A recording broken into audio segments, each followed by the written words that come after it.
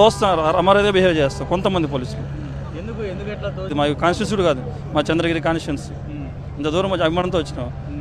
నిన్న జగన్మోహన్ రెడ్డి గారు రైతులను పరామర్శించడానికి వెళ్ళినట్లు చూశాను నేను.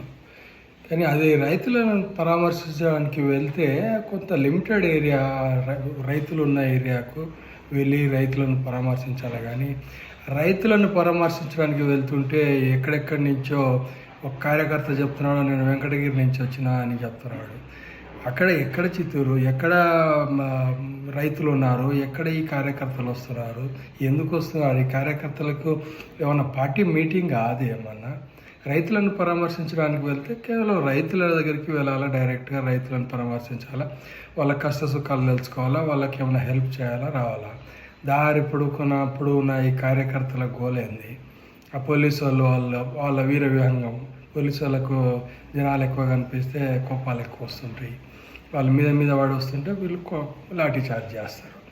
ఇక్కడ ఎవరిని తప్పు పట్టడానికి లేదు. జగన్మోహన్ రెడ్డి అయినా సరే రైతులను వెళ్ళేటప్పుడు వాళ్ళ కార్యకర్తలకు చెప్పాలా, మీరేం అవసరం లేదు, మీరు రావద్దు, కేవలం నేను రైతులనే పరామర్శిస్తున్నా అని చెప్పి వెళ్తే దానికి చాలా విలువ ఉంటుంది.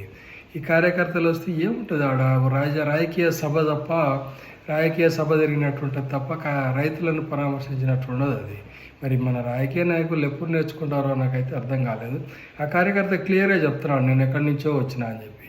ఎక్కడి నుంచో ఏం అవసరం? రైతుల పరామర్శకు కార్యకర్తలకు ఏం అవసరం? అక్కడ పోయి దాన్ని రచ్చ చేయాల్సిన అవసరం ఏంది? అసలు ఉద్దేశం దెబ్బతింటలేదా? వీళ్ళకి ఎందుకు అర్థం కావడం లేదు? రాజకీయ నాయకులకు, కార్యకర్తలకు జగన్ను నిజంగా మంచి కోరాలనుకుంటే వీళ్ళు వెళ్ళకూడదు. వాళ్ళు కార్యకర్తలు వెళ్ళకుండా ఓన్లీ రైతులను కలిసినప్పుడు, రైతుల బాధలు తెలిసినప్పుడు అవన్నీ సినిమాల టీవీలలో ఛానళ్ళల్లో కనిపిస్తుంది. దాంతో జగన్కు మైలేజ్ వస్తుంది. కానీ ఇలా జన సమీకరణ చేసి షో చేస్తే మైలేజ్ రాదు. అది ఒక రాజకీయ సభగా మిగిలిపోతుంది.